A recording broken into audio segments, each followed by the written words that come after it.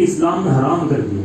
اور یقیناً جس چیز کو اسلام نے حرام کر دیا اس کے اندر بیماری، اس چیز کے اندر دوائی ہے، اس چیز کے اندر بربادی. ایک انسان دنیا میں بھی ذلیل ہوگا اور آخرت میں بھی ذلیل ہوگا. آج اللہ رب العزت نے ہمیں مسلمان پیدا کیا، ہمیں حلال کھانے کی توفیق دی، ہمیں حلال کھانا سکھایا، اور اس کی بنیاد پر آج ہم شریعت محمدیہ صلی اللہ علیہ وسلم پر عمل کر کے آخرت کے راستے پر چل رہے ہیں. ان میں سے کوئی اگر اپنے آپ کو سزا سے بچانے کے لیے کل روز قیامت اللہ رب العزت کے نزدیک زمین بھر کے سونا بھی فدیہ دے دے، سونا بھی اللہ رب العالمین کے سامنے رکھ دے اگر، تو اللہ رب العزت سے وہ سونا اللہ رب العزت اس سے قبول نہ کرے گا. اسلام کے لیے سب کچھ قربان کرنے کا حکم ہے. ہر چیز کے لیے اسلام کو قربان نہیں کیا جائے. اپنے نفس کو قربان کرنے کا حکم ہے شریعت کے لیے، اپنے نفس کے لیے شریعت کو قربان نہیں کیا جائے. رسم و رواج کو قربان کرنے کا حکم ہے اسلام کے لیے، رسم و رواج کے لیے اسلام کو قربان نہیں کیا جائے. لوگ و دنیا اور ان کے معاملات اور ان کے حکم، ان کے قولوں کو قربان کرنے کا حکم اسلام کے لیے اللہ کے نبی صلی اللہ علیہ وسلم اور اللہ کے حکم کو لوگوں کی محبت پر قربان نہیں کیا جائے. یعنی باپ کو قربان کر دیا کس پر؟ اللہ کے نبی پر. بیٹے کو قربان کر دیا کس پر؟ اللہ کے نبی صلی اللہ علیہ وسلم پر. اپنی اولاد کو قربان کر دیا، اپنے باپ کو، اپنے شوہر کو امام کائنات صلی اللہ علیہ وسلم پر قربان کیا. تو یہ جو انہوں نے جب صحابہ کرام کا مذاق بنایا، اللہ کے رسول صلی اللہ علیہ وسلم نے کہا خبردار کوئی مذاق نہ اڑائے. لو بلغوا مد احدهم لو انفق مثل احد ذهبا، کہ اگر تم میں سے تم احد پہاڑ کے برابر بھی سونا اللہ کی راہ میں خرچ کر دو تو تم میرے صحابہ کے 2 مٹھی جو کے برابر تم نہیں پہنچ سکتے.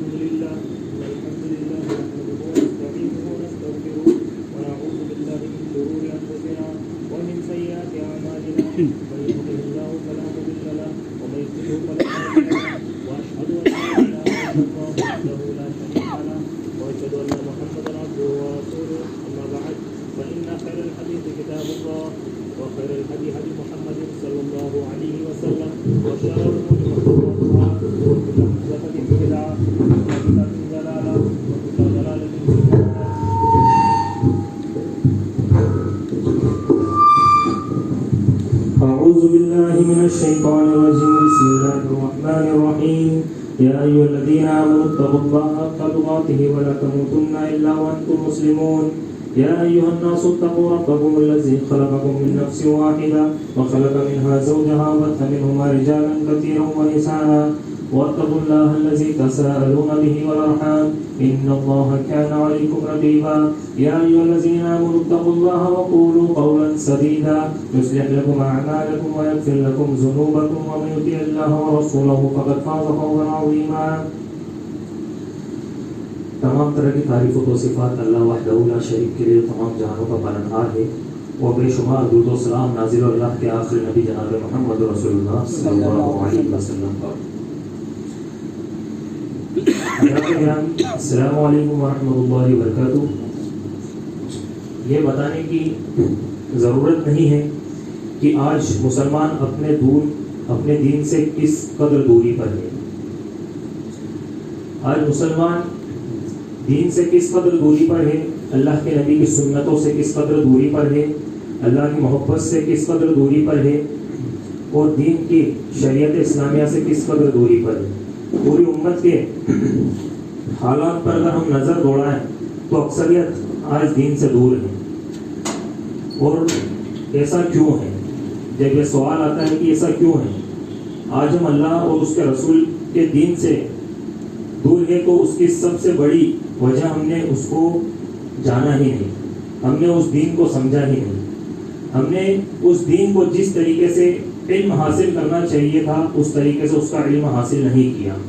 ہم نے دنیاوی معاملات میں جس فیلڈ میں ہم نے قدم رکھ دیا اس میں ہم نے ترقی کے گھوڑے دوڑا دیے. جس فیلڈ میں ہم نے قدم رکھ دیا اس فیلڈ میں اپنی چھاپ چھوڑ دی.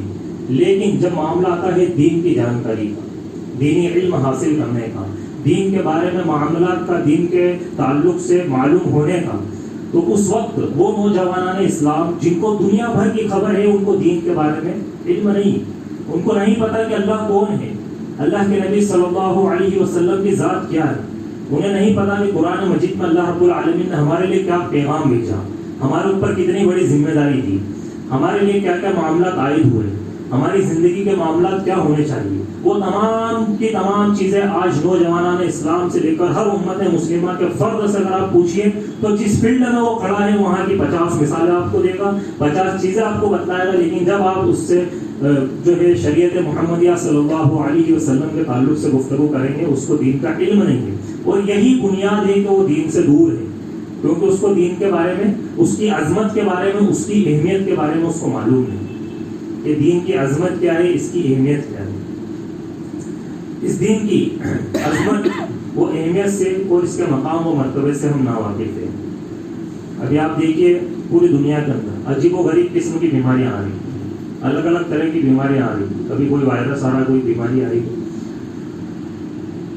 آپ ذرا دیکھیے کہ جو چیزیں وہ لوگ کھاتے ہیں جن کو یہ بیماریاں ہو رہی، وہ چیزیں اسلام نے حرام کر دی، ان چیزوں کا کھانا اسلام نے حرام کر دیا، اور قربان جائیے اس دین محمدی صلی اللہ علیہ وسلم پر کہ جس نے جو چیز کھانا حلال کری اس کے اندر دنیا میں اس کائنات کے اندر کبھی کوئی نقص نہیں نکال سکتا کہ اس چیز کے کھانے سے کبھی کوئی بیماری ہو سکے۔ یہ دین اسلام ہے، یہ اس کی عظمت ہے، اور یہ منظر دیکھ کر ہمارا دل شکر سے بھر آتا ہے کہ لوگ جو ہے چمگادڑ کا سوپ پیتے ہیں اور پتہ نہیں کتنے طریقے کے جانوروں کو وہ کھاتے ہیں جو کہ اسلام نے حرام کر دیا، اور یقیناً جس چیز کو اسلام نے حرام کر دیا اس کے اندر بیماری ہے، اس چیز کے اندر دوائی ہے، اس چیز کے اندر بربادی ہے۔ ایک انسان دنیا میں بھی ذلیل ہوگا اور آخرت میں بھی ذلیل ہوگا، لیکن جن چیزوں کو اسلام نے حلال کر دیا پوری دنیا کے اندر اس سرزمین پر کوئی شخص اس کے اندر یہ نہیں بتا سکتا کہ اس چیز کے کھانے سے نقصان ہوگا، بلکہ اس چیز کے اپنانے سے ہی فائدہ ہوگا۔ اور اگر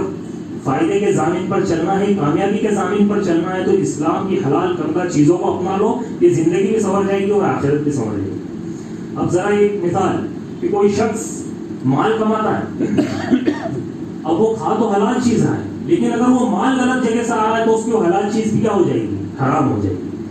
اب کوئی شخص بولے کہ یار یہ چیز کے تو فائدے ہیں، یہ پھل کھانے کے تو فائدے ہیں، یہ تمام چیزوں کے فائدے ہیں، یہ شریر کو فائدہ کرتی ہے، تو اگر وہ مال حلال طریقے سے کمایا گیا، غلط طریقے سے کمایا گیا، امانت میں خیانت کر کے کمایا گیا، جھوٹ بول کر کمایا گیا، یا پھر کسی اور طریقے سے کمایا گیا جو کہ شرعیتی طور پر حرام ہے، تو وہ مال کا جو آپ سامان لے کر آئے ہیں وہ آپ کے جسم کی تو تربیت کر سکتا ہے، آپ کے جسم کو تو سنوار سکتا ہے، پھلا سکتا ہے، بڑھا سکتا ہے، لیکن وہ آپ کی روحانی تربیت نہیں کر سکتا، وہ آپ کی روحانی تربیت نہیں کرتا بلکہ وہ آپ کی روح کو کمزور کر دیتا ہے، جس کی وجہ سے تو اب یہاں پر آپ دیکھیے کہ حرام چیز سے چاہے اس سے اگر حلال سامان ہی خرید کر کیوں نہ کھایا جائے وہ کبھی بھی ایک انسان کو فائدہ نہیں دے سکتا بلکہ ہمیشہ اس سے اس کو نقصان ہو۔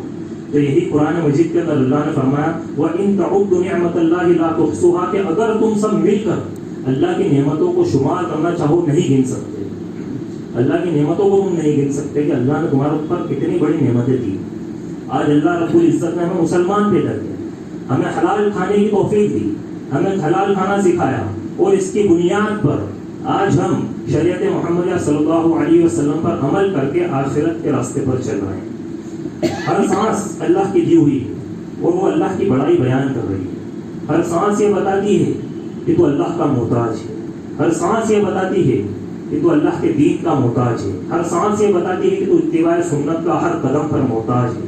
زندگی میں بے شمار نعمتیں ہیں اللہ کی، لیکن قرآن میں جس نعمت کو مطلق نعمت کہا ہے وہ ہے اسلام، کہ اللہ نے قرآن میں فرمایا الیوم اکملت لکم دینکم واتممت علیکم نعمتی ورضیت لکم الاسلام دینا، کہ آج میں نے اپنا دین تم پر مکمل کر دیا اور اپنی نعمت تم پر تمام کر دی، اور میرے اسلام کو دین محمدی ہونے کی حیثیت سے میں راضی ہو گیا۔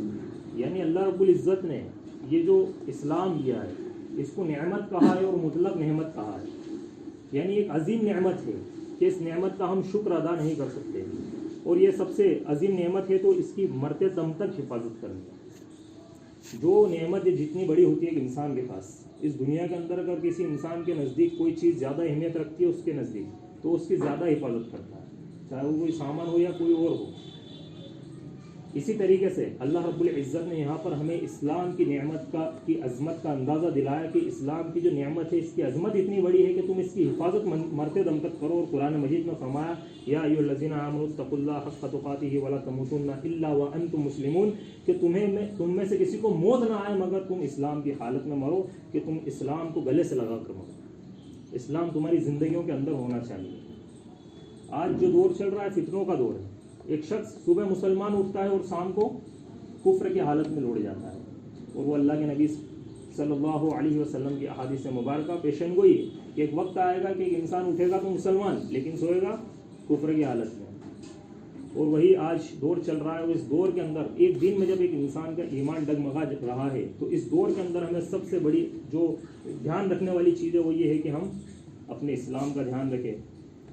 تمہیں موت نہ آئے مگر اس حالت میں کہ تم مسلمان ہو. دنیا کی ارب پتی لوگوں کو جب ہم دیکھتے ہیں تو ان کے حالات دیکھ کر کبھی ہمارے دل میں بھی ایک خواہش آتی ہے, یہ طلب آتی ہے کہ یار ہم بھی ارب پتی ہوتے. یہ ایک انسان کی فطرت ہے کہ اللہ نے قرآن مجید کے اندر فرمایا کہ انہ لحب الخیر لشدید, کہ ایک انسان کے دل کے اندر مال کی جو محبت ہے وہ کوٹ کوٹ کر بھر دی گئی.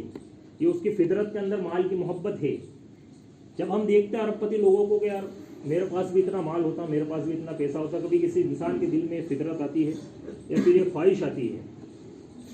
لیکن اگر اس کے پاس تمام دولت ہونے کے باوجود اسلام کی دولت نہیں ہے, ایمان کی دولت نہیں ہے, تو وہ اس سے زیادہ خوش نصیب وہ ہے جو غریب ہے اور ایک جھوپڑ پٹی کے اندر رہتا ہے لیکن اس کے پاس اسلام کی نعمت ہے, اس کے پاس ایمان کی نعمت ہے. ایک جھوپڑی میں رہنے والا ایک محلات میں رہنے والے سے بہتر ہے, کیونکہ اس کے پاس ایمان کی نعمت ہے, اسلام کی نعمت ہے. دنیا کی سب سے انمول نعمت ہے وہ ہے ایمان.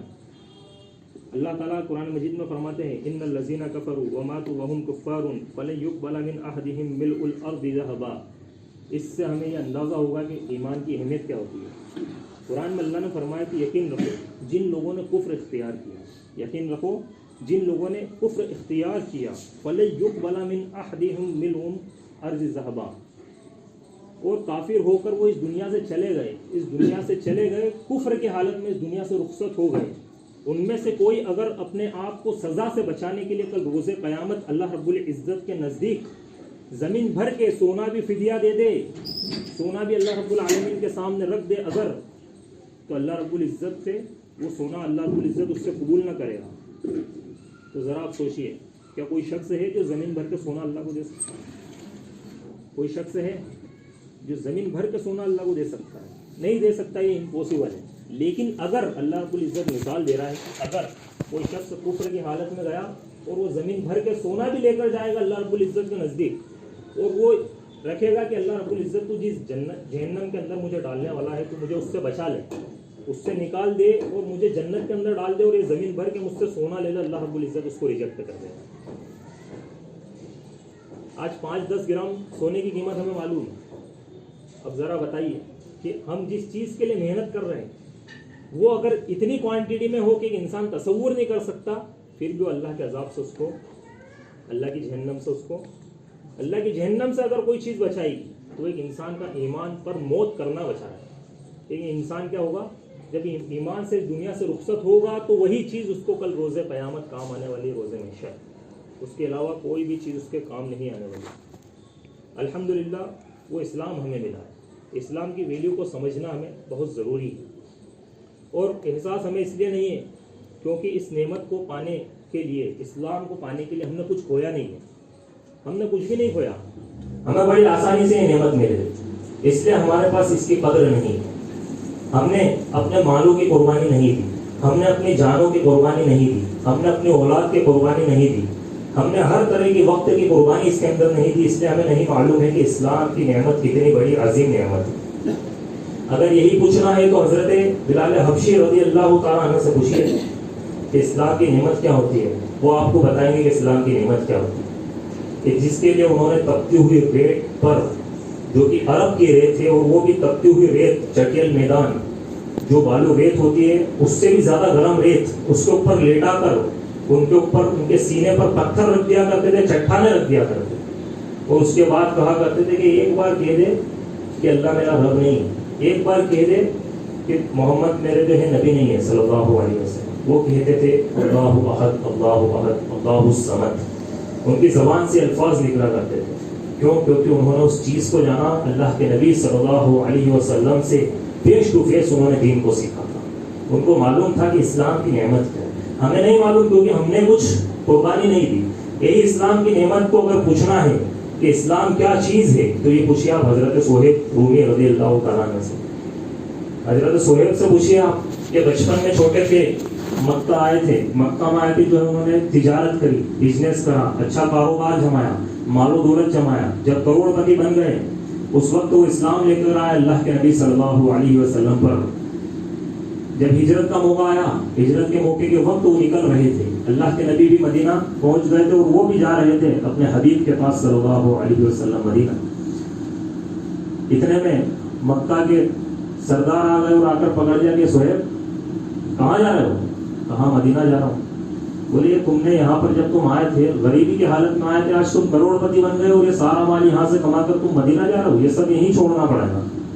انہوں نے کہا کہ اچھا تم نے میرے ایمان کی یہ قیمت لگائی اور تمام کا تمام مال انہوں نے وہاں پر چھوڑ دیا. جب اللہ کے نبی کے پاس گئے تو بولا، اللہ کے نبی کو معاملہ سنایا. اللہ کے نبی نے کہا کہ ربیع بھائی یا صہیب، یا صہیب تم نے بہت اچھا سودا کیا، بہت بڑا سودا کیا. یعنی اسلام کے لیے سب کچھ قربان کرنے کا حکم ہے. ہر چیز کے لیے اسلام کو قربان نہیں کیا جائے گا. اپنے نفس کو قربان کرنے کا حکم ہے شریعت کے لیے، اپنے نفس کے لیے شریعت کو قربان نہیں کیا جائے گا. رسم و رواج کو قربان کرنے کا حکم ہے اسلام کے لیے، رسم و رواج کے لیے اسلام کو قربان نہیں کیا جائے گا. لوگ و دنیا اور ان کے معاملات اور ان کے حکم، ان کے قولوں کو قربان کرنے کا حکم اسلام کے لیے اللہ کے نبی صلی اللہ علیہ وسلم اور اللہ کے حکم کو لوگوں کی محبت پر قربان نہیں کیا جائے گا. اسے بولتے ہیں اسلام. اور یہ نعمت صحابہ نے قربانی دے کر پائی تھی، اس لیے ان کو اس کی اہمیت کا اندازہ تھا کہ اسلام کتنی عظیم نعمت جو ہمیں مل گئی. اگر ہم بغیر اسلام کے دنیا سے چلے جاتے تو ہمارا کیا معاملہ بنتا. تو اسی لیے اس نعمت کی قدر کرنا ہم سب پر ضروری ہے اور واجب ہے کہ سب کچھ لٹا کر اسلام سے محبت کرنا یہ دراصل شیوا تھا صحابہ کرام کا. اللہ کے نبی صلی اللہ علیہ وسلم کے پاس ایک صحابی آتے ہیں اور آ کر کہتے ہیں کہ میں میرے باغ کے اندر ایک باؤنڈری بنانا چاہتا ہوں، میرا باغیچہ ہے اس کے اندر ایک باؤنڈری بنانا چاہتا ہوں، لیکن ایک کھجور کا پیڑ اس کے بیچ میں آ رہا ہے. باؤنڈری کے بیچ میں ایک کھجور کا بڑا پیڑ تھا، وہ اس باؤنڈری کے بیچ میں آ رہا ہے اور میں جس شخص کا وہ پیڑ ہے وہ میرا پڑوسی، میں اس سے کہہ رہا ہوں کہ تو یہ جو ہے درخت کو مجھے بیچ دے تاکہ مجھے باؤنڈری بنانے میں آسانی ہوگی. تو مجھے بیچ نہیں رہا ہے. اللہ کے نبی صلی اللہ علیہ وسلم نے اسے بلوایا اور اس سے کہا کہ تو یہ پیڑ اس کو بیچ دے، میں تجھے جنت کے اندر اس کے مثل پیڑ کی ضمانت دیتا ہوں، بشارت دیتا ہوں. اب نبی علیہ السلام صلی اللہ علیہ وسلم نے بشارت دے دی، مطلب وہ جنت میں جانا فکس ہے. اللہ کے نبی نے بشارت دے دی کہ بھائی پیڑ ہے جنت کے اندر، اور بشارت زمین پر دے دی اللہ کے نبی صلی اللہ علیہ وسلم نے کہہ کر مطلب. لیکن اس شخص نے کہا کہ نہیں، میں پھر بھی یہ پیڑ نہیں دوں گا. ایک صحابی کرام اللہ کے نبی کے صحابی تھے، وہ وہیں پر کھڑے گفتگو سن رہے تھے، وہ آئے اللہ کے نبی کے پاس اور انہوں نے معاملات دیکھے تو اس شخص کو سائڈ میں لے کر گئے اور کہا کہ یہ پیڑ تم مجھے دے دو. بولے میں اسے نہیں دے رہا ہوں، تمہیں کر دوں. بولا میرا ایک باغیچہ ہے جس میں 600 کھجور کے درخت ہے. کتنے؟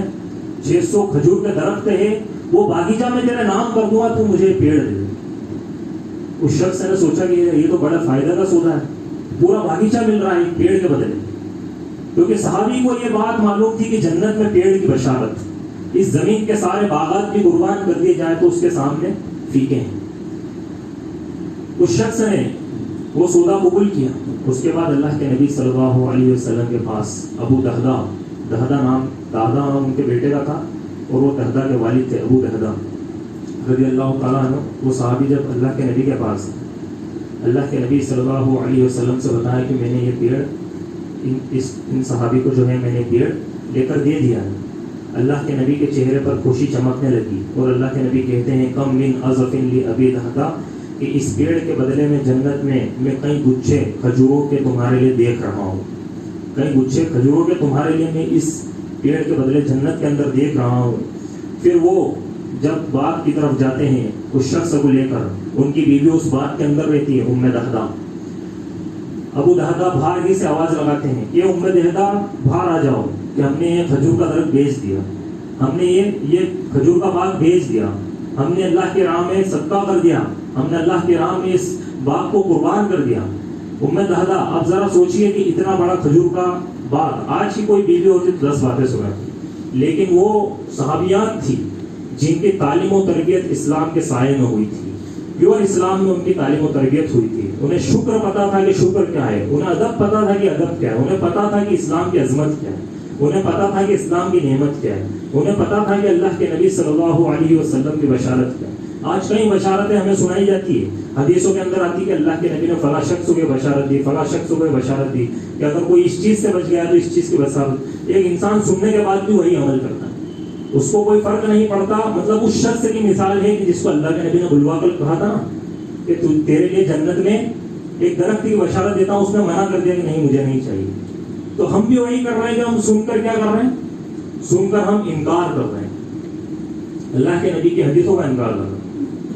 جب ان کی بیوی کو ابو دہدہ نے کہا کہ باہر آ جاؤ تو انہوں نے دوری سے آواز لگا کر ان کی بیوی نے کہا کہ قد ربحت البیع، 3 بار کہا قد ربحت البیع، کہ اے ابو دہدہ تم نے بہت ہی بہترین سودا کیا، اس سے بڑھیا سودا کوئی ہو ہی نہیں سکتا. اور وہ یہ کہہ کر باہر آ گئی، اس بات سے رخصت ہو گئے. تو یہی نام ہے اسلام کا کہ جس نے اس کو سمجھ لیا پھر وہ ایک پیر پر کھڑا ہو جاتا ہے، سب کچھ قربان کرنے کے لیے اسلام سے کمپرومائز نہیں کرتا. لیکن جس نے اس کو نہیں سمجھا وہ اپنے نفس لوامہ کے لیے اس قربان جانے والے اسلام کو اس کے نفس پر قربان کر دیتا ہے، اپنی خواہشات پر قربان کر دیتا ہے، اپنے معاملات پر قربان کر دیتا ہے. وہ اسلام کو اپنے معاملات پر قربان کر دیتا ہے، وہ اسلام کو اپنی سوچ پر، اپنی فکر پر قربان کر دیتا ہے. کہ پہلے وہ اگر کسی کو توجیہ دیتا ہے، ترجیح دیتا ہے تو وہ کس کو دیتا ہے؟ اٹینشن دیتا ہے تو کس کو دیتا ہے؟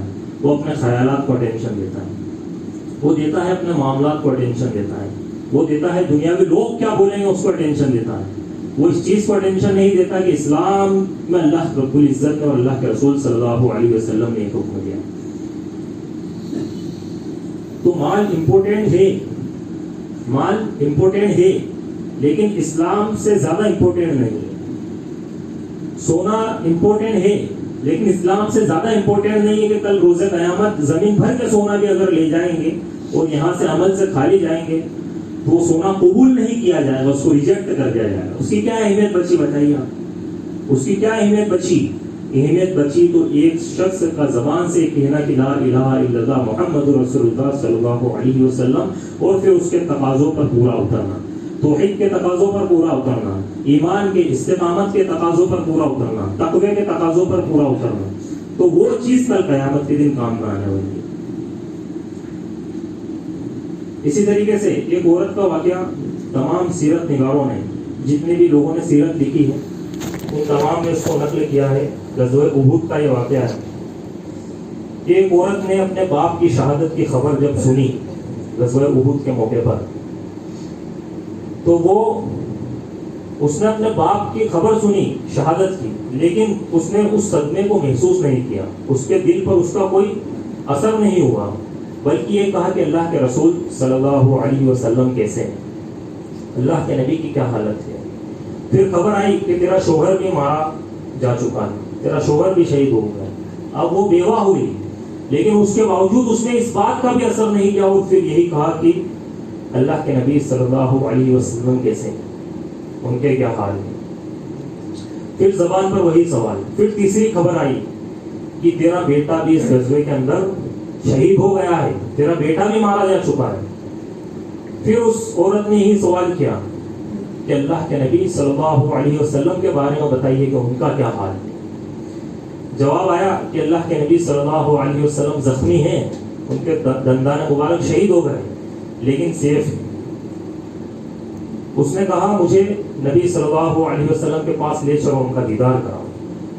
اللہ کے نبی کے پاس جا کر دیکھتی اور کہتی ہے کل مصیبت من بعد جلل یا رسول اللہ صلی اللہ علیہ وسلم، کہ اللہ کے رسول آپ سلامت ہے تو ساری مصیبتیں میرے لیے آسان ہیں.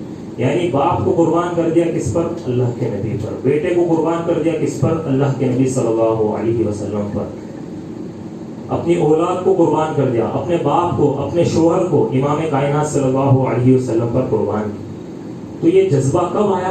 جب انہوں نے اسلام کو سمجھا، اسلام کو پڑھا، اسلام کو جانا. ہم نے اسلام کو نہیں سمجھا، اس لیے آج ہم اسلام کو بڑے ہلکے میں لے کر سائڈ میں کر دیتے ہیں اور ہم اپنے تمام معاملات کو اوپر رکھتے ہیں. ہم آدھے دین پر عمل کرتے ہیں اور آدھے دین کو چھوڑ دیتے ہیں. ہم ان باتوں پر عمل کرتے ہیں جو ہمارے لیے آسان ہوتی ہے. جن باتوں میں ہمیں لگتا ہے تھوڑا بھی کہ تھوڑی گنجائش نکال کر نکل جائیں گے، اس میں ہم پورا راستہ بنا دیتے ہیں. تو یہ صحابہ کرام کے معاملات تھے کہ یہاں پر ان عورتوں کی تربیت دیکھیے کہ کس قدر اللہ کے نبی صلی اللہ علیہ وسلم سے محبت تھی.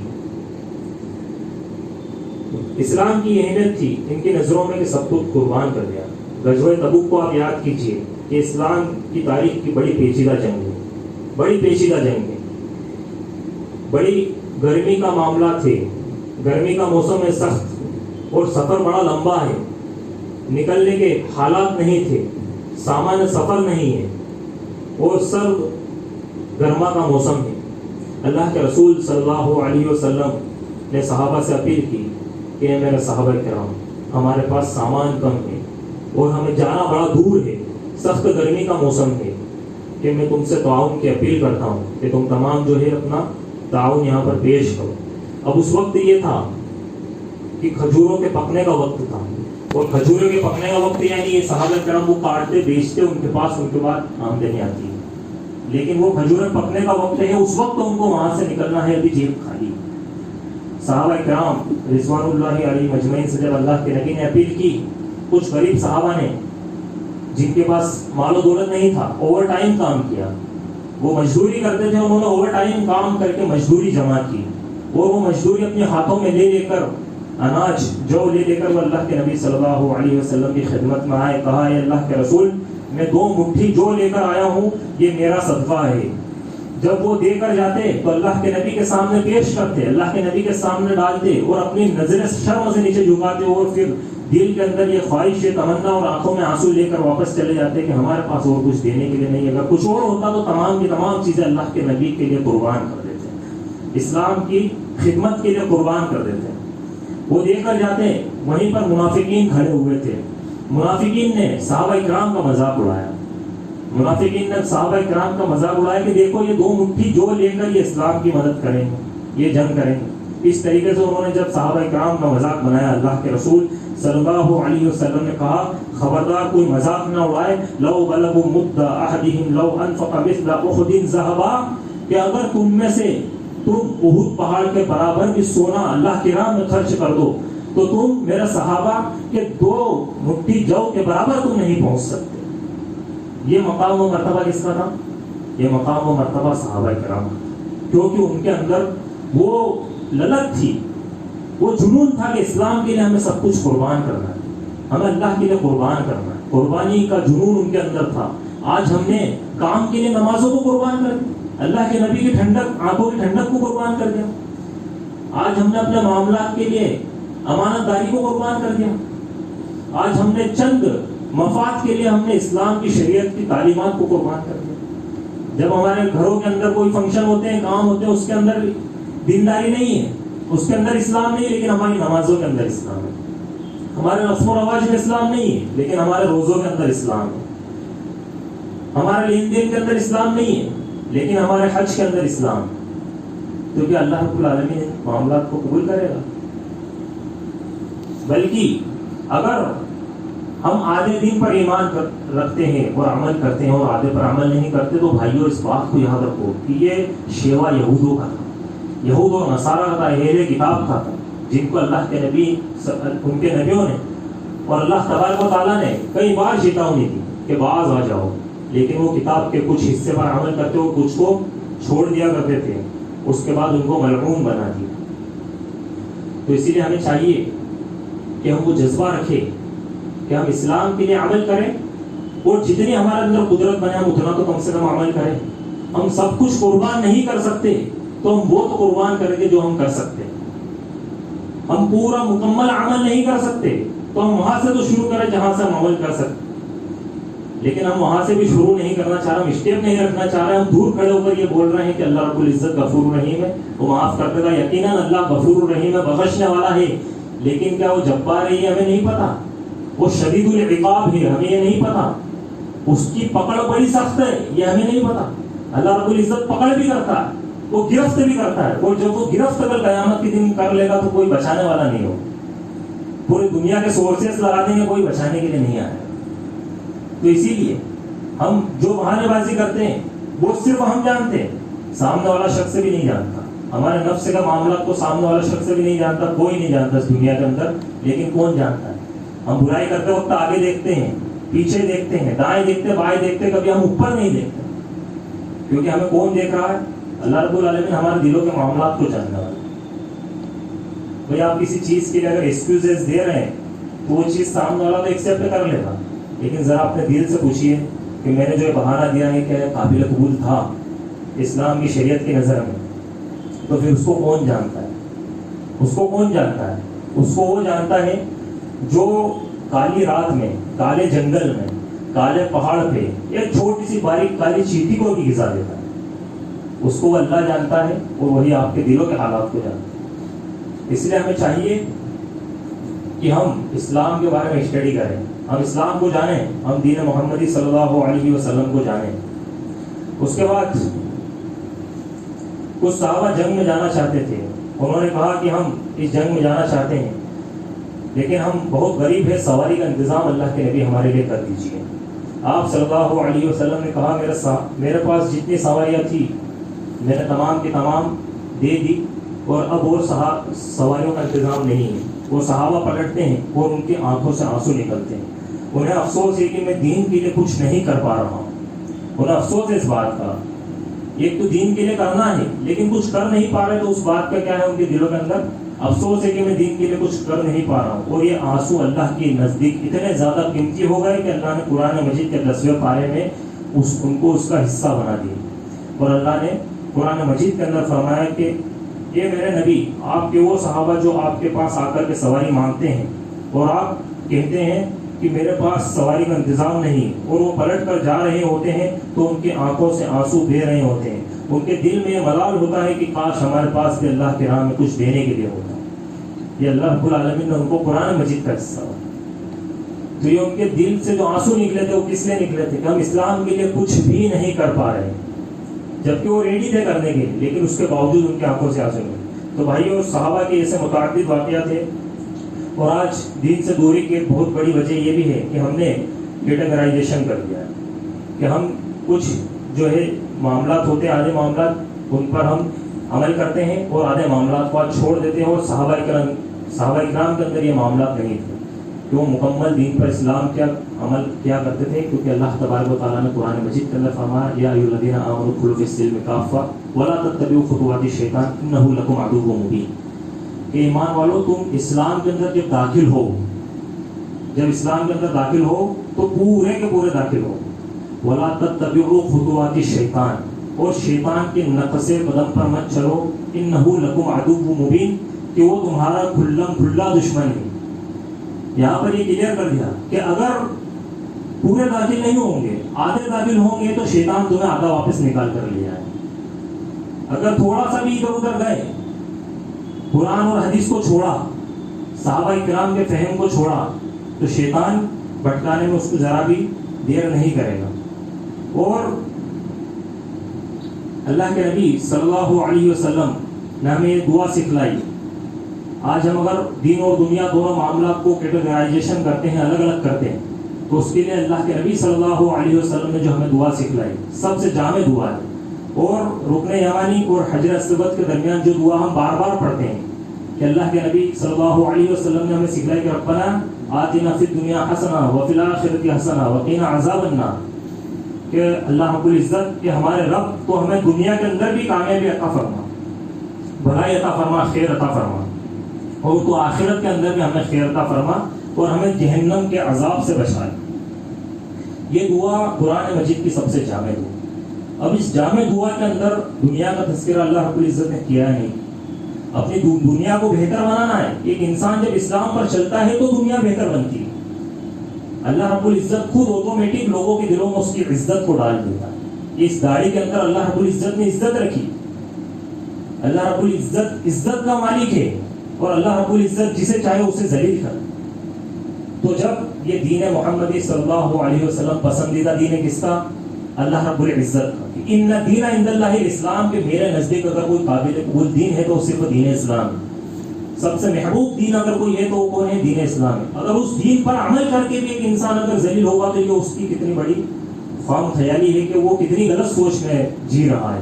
تو جی تو اسلام پر رہا ہے لیکن اس کے اندر اس کے لیے محبت نہیں کہ وہ اللہ کا دین ہے. اگر آپ داڑھی رکھو گے تو داڑھی بننا ہے عزت ہے.